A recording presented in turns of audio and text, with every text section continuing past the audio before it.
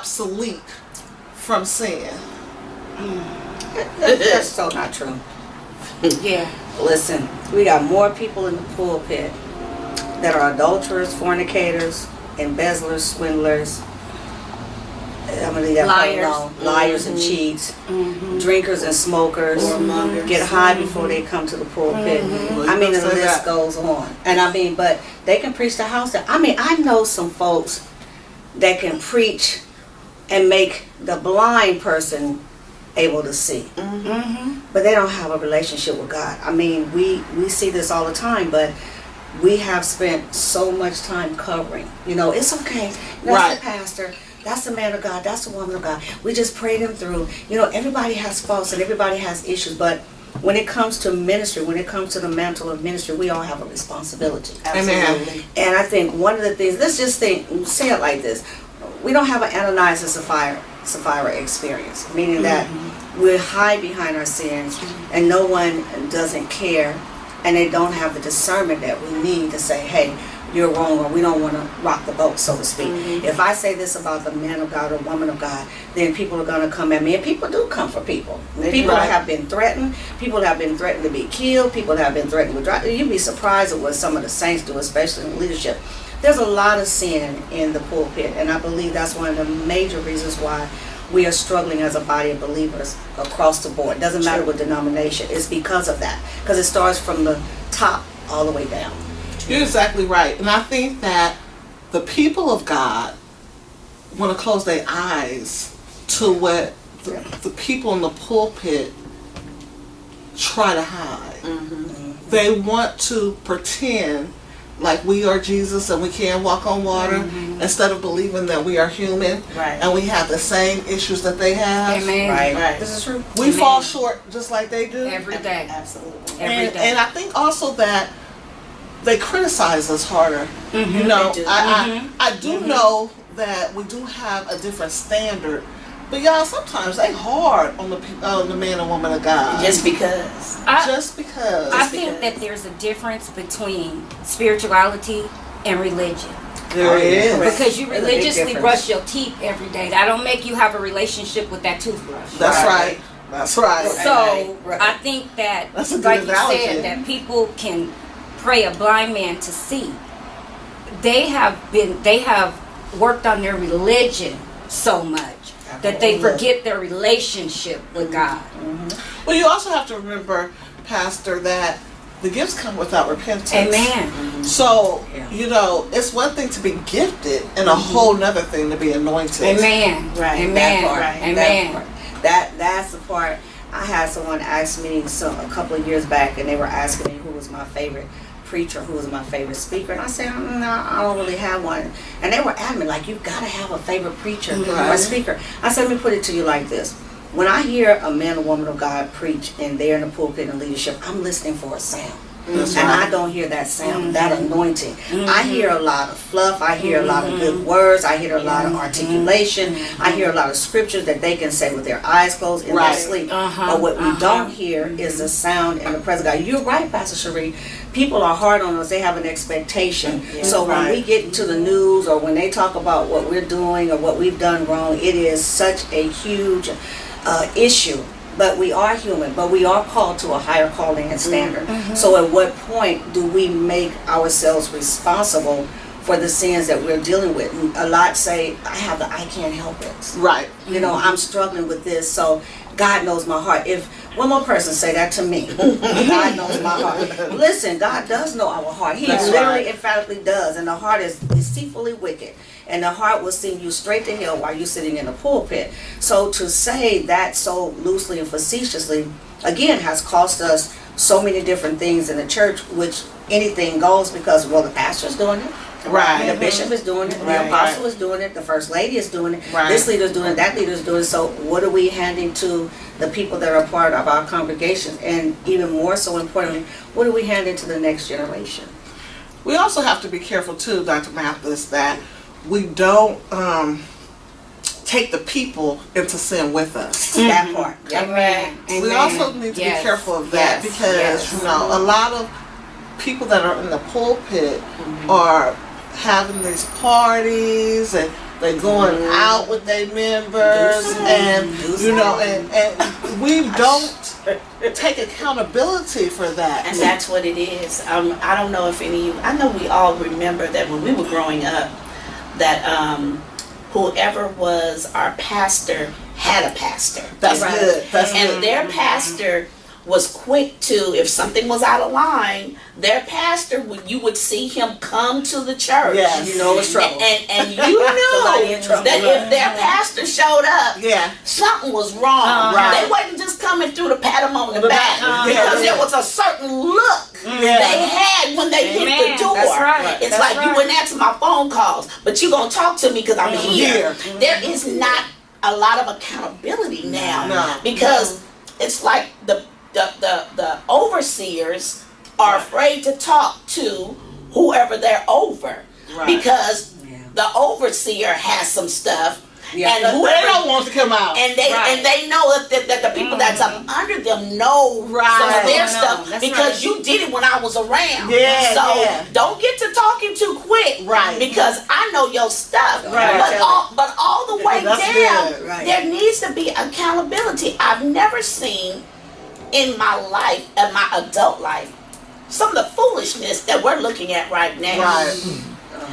It used to be a time when a pastor could come and sit you down Right. Without being sued without being sued. or cursed out. It wasn't none of that. You were gonna sit down, and you were gonna like to be sat Or down. excommunicated from the church. Yeah, that Yeah. You better come That on here. part. That part. Okay. But now we're so quick to, we'll just let them preach through it. You gonna let them keep vomiting over me? Right. Right. No, thank you. No, Right. there needs to be accountability. I like that sit down part though, Tanya. Evangelist.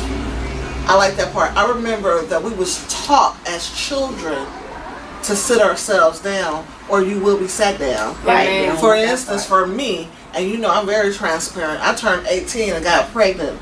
I was the president of the choir. I'll never forget, New Creations. And I went to that rehearsal. My papa made me go to that rehearsal and tell the choir I can no longer serve. And guess what? I went and sat on that front row of the pew and watched them practice. Come on. It wasn't no going home after that. It was, I was going to be held accountable, because Right. when you know better, you do better. That's Right. right. Right. You know, when you know, and I knew better. Right. I, just because I was young didn't excuse me, because I learned. You know what? And so we have to get back to the place to where, if we don't sit ourselves down, we hear the man or woman of God that's over our life to sit us down. Because if not, we spread that stuff over the congregation. And how about the man or woman of God who tries to sit down, and the person up under them That's or good, too. over them tell them, no, it's okay. That's when you go, no, I'm going to sit down. Right. And I'm going to have somebody come in Right. and minister to my people so I can get myself together also. Right. Because what sense does it make for you to get up and vomit? Right. But you know, I want to go back to what Pastor Cherie was saying earlier when we talk about whatever we are, the people are always as their leaders.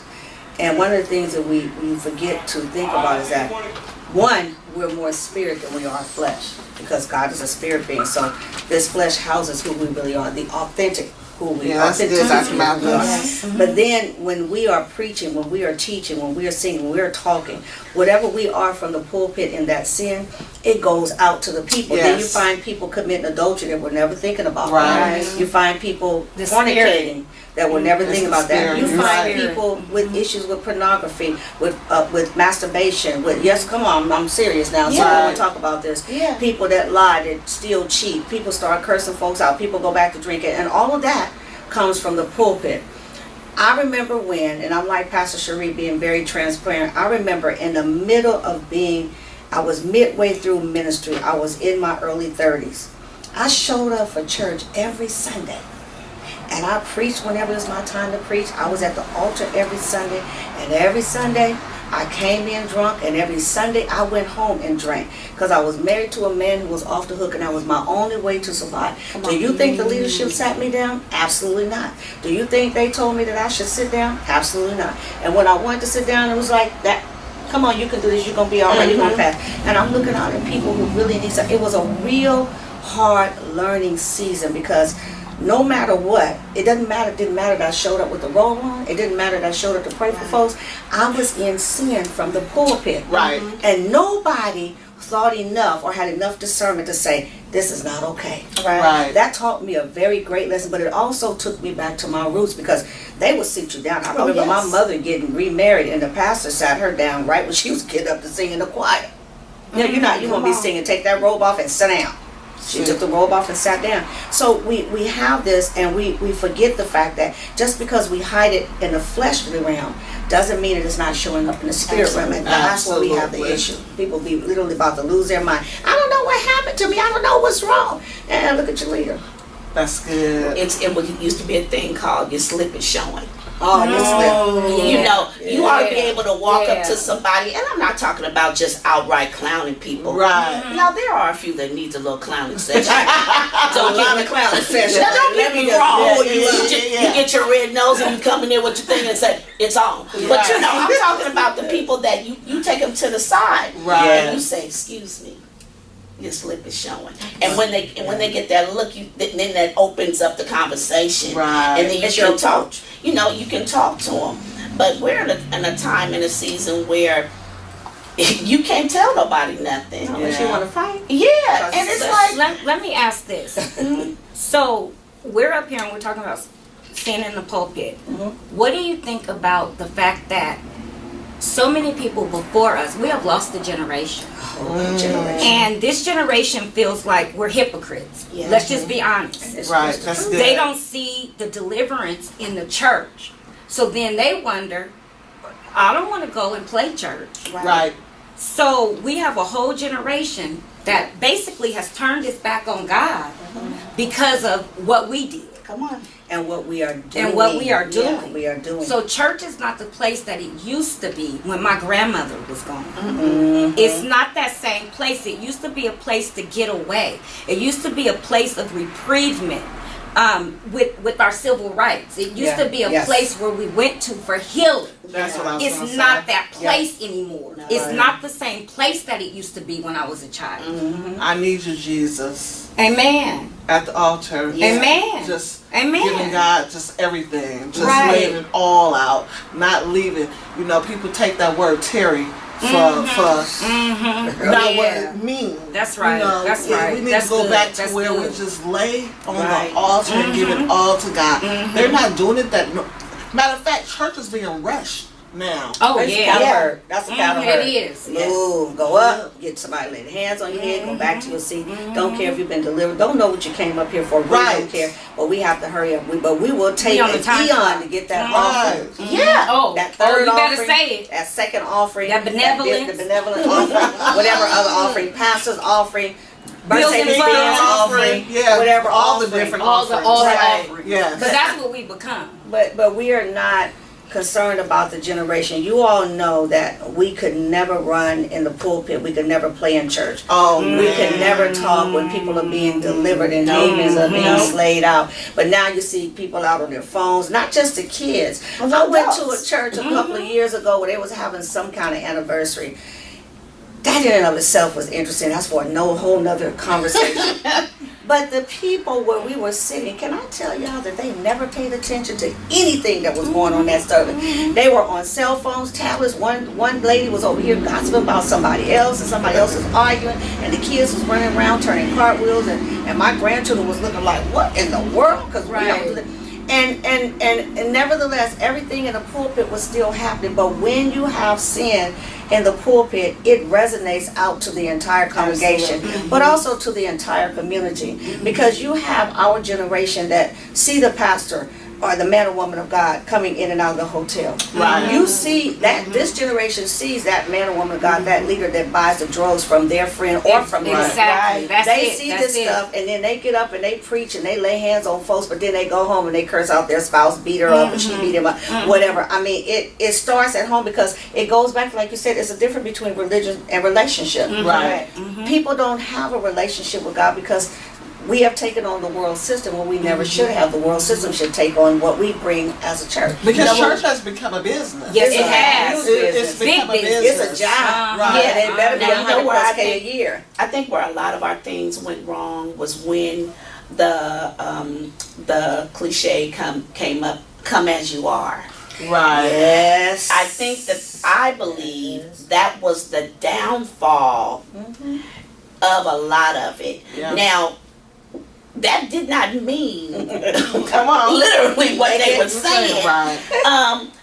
You know, and it literally sent a generation into, A frenzy. I don't have to come with a skirt on. Right. Okay, that's fine if you don't want to wear a skirt, but at least have on appropriate clothes. Right. When did it become okay for a woman to sit on the front row with her legs gapped open in front of the men and the women in the pulpit? Right. When we were growing up, women didn't sit on the front row. Right. A usher did not let them on the front row. Well, let's start right there, though.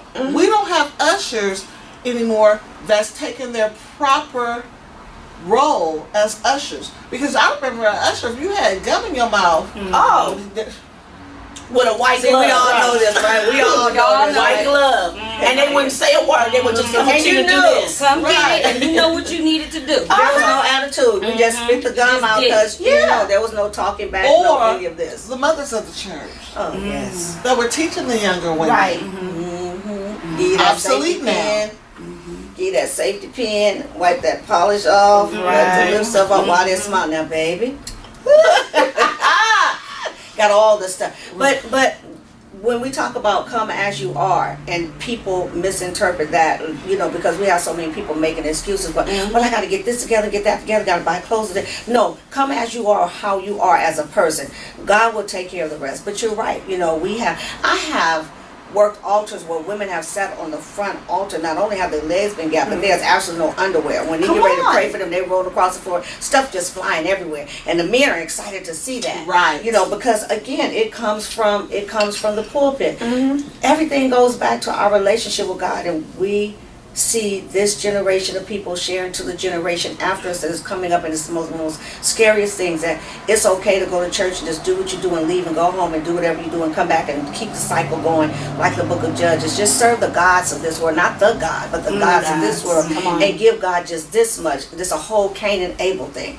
I don't really need to have a relationship with God. My relationship is when I give my tithes and offer whatever I feel like giving God on any given Sunday. My relationship is that I show up to God. Now, God, I showed up to the house of God on a Sunday. It is actually not only a business, but it is a social club. Right. On a Sunday. Yeah. Let's see what you got on. Let's see what you got on. Let's see who can preach the hardest. Blah, I'm blah, gonna blah, go blah, blah. hang with my clique because these is the people that's giving the most tithes, and they gonna run the church And anyway. we going to eat after. Right. Not the rest of y'all. Just Yes. Right. Just the click. And we'll drive by you and know you need a ride. Right. In the rain. Or you hungry and we going to eat and we Right, ain't taking right, you with right. us Because you're not our type. because you're not part of our clique. Because see, that's what sin brings on. That's right. We have That's arrived. Right. But we're still in the earthly realm, but we have arrived. We see so much of that, and it just really, it breaks my heart, because one thing that we forget is that this generation of us, we are so blessed to have had the opportunity to have that foundation. Amen. But yet that foundation is what we're supposed to give back to this generation, and we are not giving it back. We're so engulfed in ourselves. Let me put it to you like this. We're so busy platforming until we don't even, I can't You better do say it. another conference, another seminar, another this, another that, and we come in, everybody got to see who has on what, and you have just left the bed with him, her, they, them, it, whatever, and you've done whatever, and you show up and you're talking about we had a glorious time with the Lord, and it's just as empty, you know, and then you leave and you come back the same. The But we exact keep same doing this way. over and over. So when is it that we are going to come to a place that we're really delivered and different? Not until we come out of sin. And again, it starts at the pulpit. You can go online and you can buy you a first class ticket to a storefront church or whatever building you want. Say this is my certificate right here. I'm a pastor. This, that, and there is no overseer. There is no person over you. I am it. No nobody tell me nothing to do. God tell me, and I listen to God when I get ready. Right. But I'm still living how I want to. And that's why we have so many independent churches now and so many people is because they don't want a covering. They don't want to have nobody to be accountable to. They don't want, they got so many don't wants. So they will go online. They will get them a little ordination piece of paper. And that's what they call it, a little piece of paper to be able to do what I want to do. I've never seen so much of that. You just started preaching. Weren't you an usher last week? And now you're a bishop? Right. Apostle. You just and now you got a preacher's collar and you got a different color preacher's collar. Right, now you the bishop and it's like, weren't you just You just got 5 minutes ago. 2.5. And you don't, and then on top of all that, you can't help no one. Right. You can't pray for no one. Right. Because you haven't gone through the proper God steps. Come on now. To get where you need to go. That's it. You're going through the worldly way. You're going through the internet, but you haven't taken the proper God steps to be elevated. Exactly. I'd rather do it God's way and go through the proper channels instead of going through your channel and be clowned or embarrassed, because you will get embarrassed by God. Yes, He will embarrass you. He will pull the covers right from over you. You know, it's like, go through the proper channels. Right. Do what you gotta do. Don't let nobody, you can sing, you ought to be over the choir. You can't sing. I'm good. I'm good. You know what? You did a great thing. You've been called to preach. What the parking lot prophets.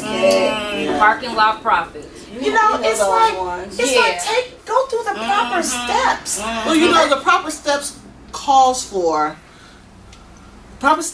for the anointing. Come on. Which the anointing calls for Amen. some stuff. Right. And I'm saying it lightly. You're going to go through something. Amen. You're going to go through something. We can't just overnight anoint ourselves. Right. And say, this is... We have to get to the place to where we let God do it, and we do need to go through the proper channels. We got to get to the place to where we are held accountable to someone. We have to get to the place to where we'll sit down and be an Indian and don't always have to be a chief. Right. Come on. We can serve and not always have to lead. Right. We have to get to the place to where we have a spirit of humility. Yes. And not a spirit of manipulation.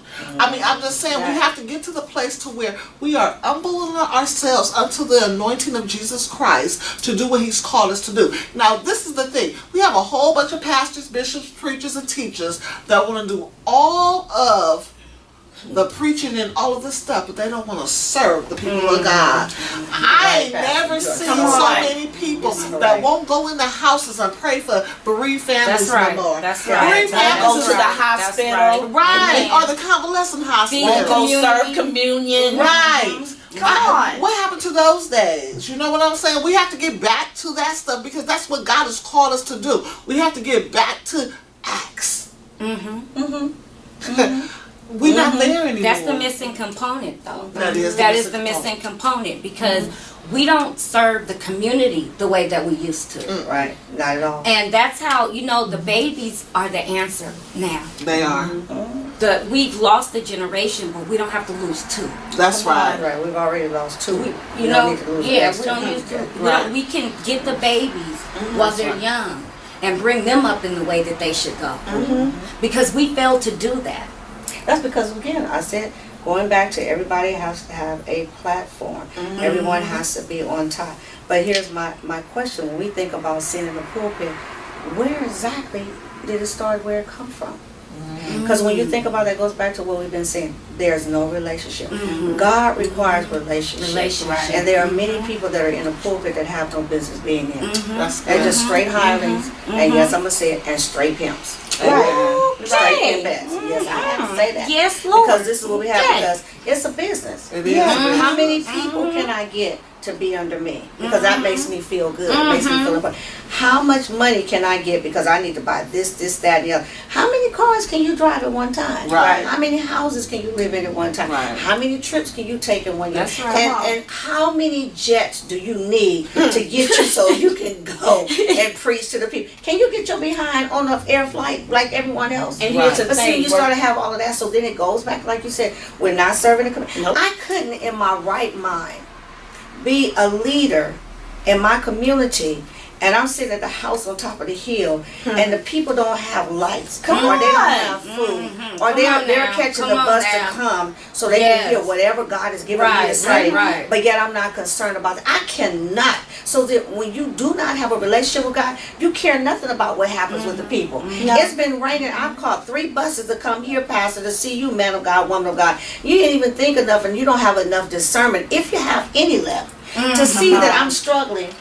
And I'm about to be put out any day now. Right. And you got space, but you don't want to have anyone in my house because I don't want those spirits. I mean, this is all kind of stuff. But when you don't have a relationship with God, you are going to have sin in the camp, and you're going to have sin in the pulpit. And the sin can be simple as something that I refuse to forgive or refuse to serve the people. You better come on. Because in order for you to be a great leader in a pulpit, you have to be a great follower. You have to be a great servant. You have to be a great connectivity with the people. Have a pastor's heart. Do we Right. even say that That's anymore? right. No, Right. Do we we don't. even say that anymore? No, that's good. Is that old now? Is that old school? They be like, you say what? We have to bring Pastor's that heart? back. Right. That's and then right. we have those that are really trying to do that, and they're the ones that are passed over, Right. Because Right. because they Right. get talked about. Oh, you just a punk.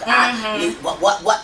Doc? You know, and Doc. You ain't got this dog, and it's like. But here's a man of God who works every day, and will help his people. Right. And because he's doing it God's way, because he is sent by God to this congregation, they're the ones that suffer behind the other jokers, the pimps, that are riding around. You know, you living off your people. You living off their backs. That's right. So That's let me right. ask y'all this. Robbery. Let me ask y'all this. So, can the real people that serve God's people stand up? That's what I'm saying. That part right Yeah. there. Can the real Yeah. people? Right. Yeah. So that's what I want to end with today, is that I want to challenge all of the pastors, preachers, bishops, apostles, leaders in full to stand up and be counted and be a servant just as well as you want to be a leader. Absolutely. Amen. Do what God has called you to do and be the best that you can be. Right. Remember that saying? Right. Be the best that you can be. I challenge all of the clergy in 2019 to be the best. And don't let sin Right. be in your pulpit. Amen. I'm Dr. Cherie Baisden-Nickelberry, the host of Conversations with Women of God, and my co-hosts are Pastor Sherry Henderson. Dr. Idisa Mathis. Evangelist Tanya Barr. and we love you, and we'll see you next time.